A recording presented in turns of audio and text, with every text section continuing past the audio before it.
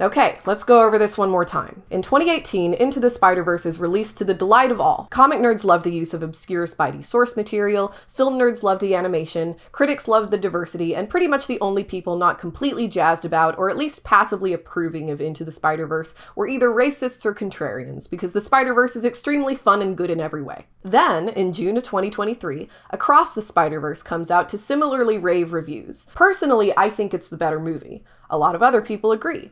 And it's pretty obvious, but I think it bears repeating that the Spider-Verse movies are quite woke. Unabashedly woke. It's the first filmed adaptation of Spider-Man as embodied by Miles Morales, a Black and Puerto Rican kid. You may be stunned to learn that Miles was a pretty controversial character when he first appeared, which is pretty funny, I think, because as much as realism can be applied to a superhero story, and despite internet crazy people who believe in some kind of divine Marvel originalism, it seems like someone like Miles Morales is as much, if not the more plausible hero of the New York City downtrodden. You from Queens?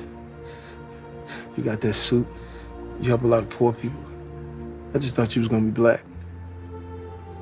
Oh man, I'm sorry. So the Spider-Verse franchise was always in a good position to join the radical leftist alphabet mafia that tries to dismantle the glory of the West, or whatever Tucker Carlson is saying in his basement studio these days. And upon the release of Spider-Verse 2, this has manifested in some speculation surrounding the portrayal of Gwen Stacy, namely, the possibility that she might in fact be transgender. Interesting. Let's investigate. There is some circumstantial evidence to support some trans coding for Gwen. She has a Protect Trans Kids poster on her wall, Captain Stacy wears the trans flag on his uniform, and scenes in Gwen's perspective are often shot with the trans flag colors as her background, although the specific tones they use honestly kind of look more like the bi flag to me. Her storyline, like all Spider people, involves a double life and her fear of her family's potential reaction to the truth. This is a story very available for a queer reading in the same way that X-Men has been very intentionally constructed in the past. Have you tried not being a mutant?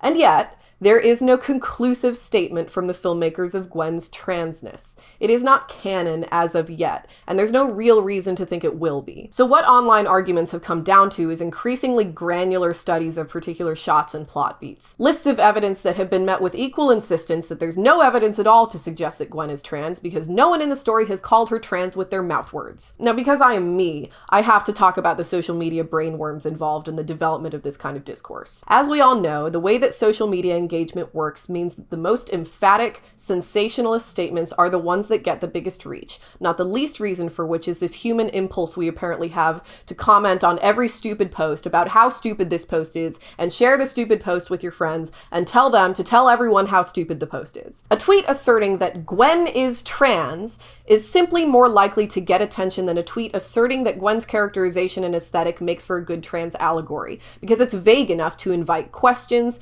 cheers, mockery, reactions. Social media is a form of discourse that prioritizes positive statements, by which I mean statements that make a concrete claim to fact. But, that's not how art works.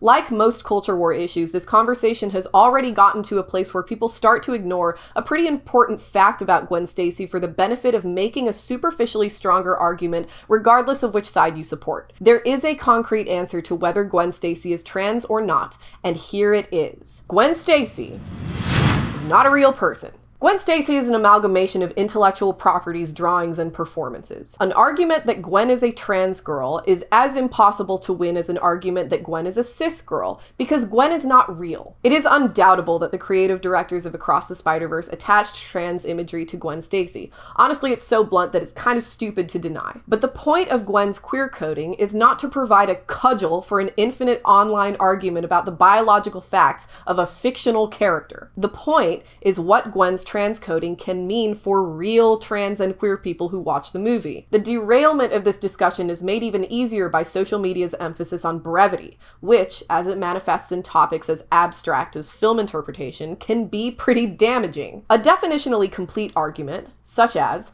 Spider-Gwen's character arc is an effective allegory for the trans experience, which interpretation the filmmakers seem to explicitly encourage in their aesthetic choices, gets pared down through character limits and the online marketing strategies we're all becoming accustomed to without thinking too. Spider-Gwen is trans. Notice how the second statement basically amounts to the first statement minus most of the qualifying terms that specify the parameters of the argument. These two statements don't mean the same thing. The first is an interpretation. The second is a statement of fact that invites argument. I really hate it when people talk about stories as though they're real events with concrete facts and logical outcomes. I hate it a lot because when shit like this happens, it neutralizes the entire point of the allegory. It is disrespectful to art to impose real-world logic onto it, and I hate that that's apparently the era we're in. Gwen Stacy can, according to the illogical rules of art, be things that don't make sense. She can be both trans and not trans,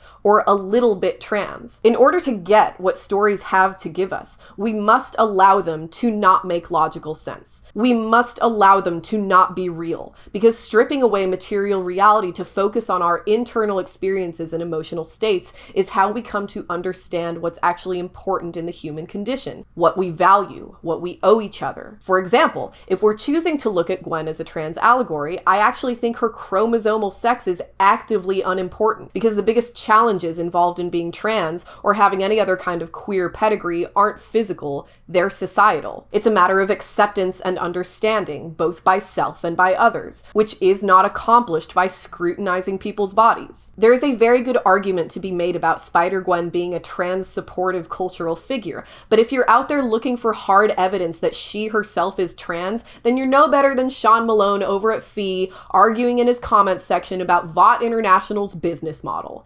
It's not real, it doesn't matter. What are you gonna do? Ask Sony for Spider-Gwen's birth certificate? You gonna check her chromosomes? Measure her shoulder to waist ratio? Doesn't that sound like something a TERF might do? If Spider-Gwen were revealed to be canonically trans, would that change the increasingly routine political attacks on trans people? No, because movie characters are not real and are therefore incapable of advocating politically. Spider-Gwen and her obvious queer coding has already done all the work she needs to do. She has nothing to prove. Leave poor Gwen alone. Gwen Stacy's story is only about the political project of queer rights by extension. Her character arc through that lens is not about queer justice. It's about a queer experience in a specifically unjust world and the complicated and sometimes contradictory feelings of vulnerability, isolation, freedom, and power that experience can produce. Gwen Stacy will not provide us with the political playbook required to fight the arbitrary gender hierarchy that makes us so obsessed with defining people by the kind of body they have. That's not what she's here for. Only Spider-Punk can do that.